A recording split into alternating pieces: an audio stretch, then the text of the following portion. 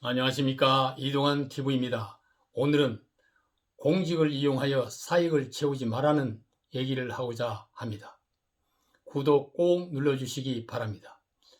빈공영사라는 말은 공적인 일을 빙자하여 사적인 이익을 취한다는 것을 뜻합니다.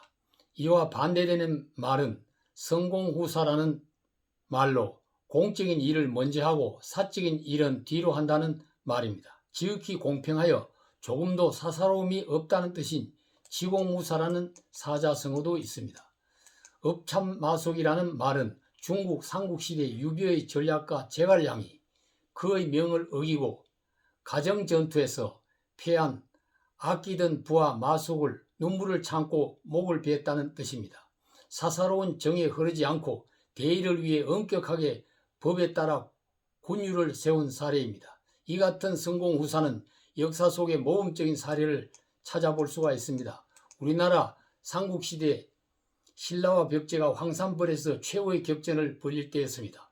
백제의 계백장군은 군사 5천을 이끌고 신라 군사 5만 명을 상대해 싸우기 위해 전장에 나가면서 살아서 적의 노비가 되느니 죽음만 못하느니라고 하면서 자신의 처와 자식을 배곤한 후에 출전을 했습니다.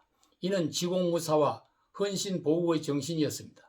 신라는 10배의 군사력을 지니고 5번을 싸워도 백제 계백장군의 전투력을 이겨낼 수가 없었습니다. 그때 김유신 장군의 진영에 있었던 품일 장군, 그의 아들 16세의 화랑 관창을 선발대로 내보냈습니다. 단기 필마로 계백장군의 진영에 달려가 공격을 했으나 포획되고 말았습니다. 계백장군은 관창의 투구를 벗겨본 후 어린 소년임을 확인하고 죽이지 않고 돌려보냈습니다. 신라 진영의 품일 장군은 돌아온 아들에게 적장의 목을 베어 돌아오지 못함을 책망했습니다. 관창은 다시 출전을 합니다. 수차례 적군과 싸웠으나 결국 체포되고 계백장군은 관창의 목을 잘라 말의 안장에 올려서 돌려보냈습니다. 죽은 시체로 돌아온 관창을 본 신라 군사는 분기 충천하여 백제군을 공격해 성절을 거두게 됩니다. 멸사봉공의 화랑정신이 백제를 물리치고 삼국 통일의 대업을 달성한 것입니다. 이 같은 성공후사의 충성심이 있을 때 나라는 흥하고 그와 반대되는 빈공영사의 이기심이 있을 때 나라는 망합니다.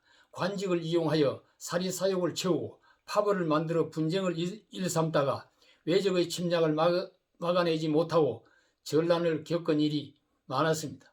지금도 빈공영사하는 무리가 언론과 국민의 비난을 받고 있습니다. 최순실의 딸은 엄마 찬스, 조국의 딸은 아빠 찬스, 추미애의 아들은 엄마 찬스라는 말이 SNS에 떠들고 있습니다. 공직을 이용해 사익을 채우는 빈공영사의 대표적인 사례라고 볼 수가 있습니다.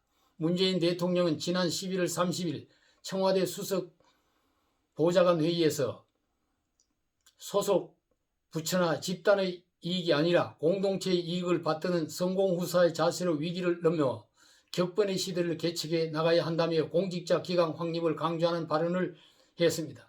이를 두고 윤석열 검찰총장과 항명하는 검사들을 두고 한 말이라고 하는 사람도 있습니다. 성공후사하지 않고 빈공영사를 일삼는 공직자들이 점점 많아진다면 이 나라의 장래는 어두울 수밖에 없습니다. 대통령이 성공후사를 강조하면서 우리가 처한 현실을 어떻게 인식했는지는 몰라도 공직자들의 성공후사와 빈공영사에 관한 의식과 실태조사를 명확히 하여서 대처해 나가야 합니다. 그래서 나라의 장래를 걱정하지 않아도 온 국민이 편안하게 살 수 있는 길을 도모해야 할 것입니다. 감사합니다.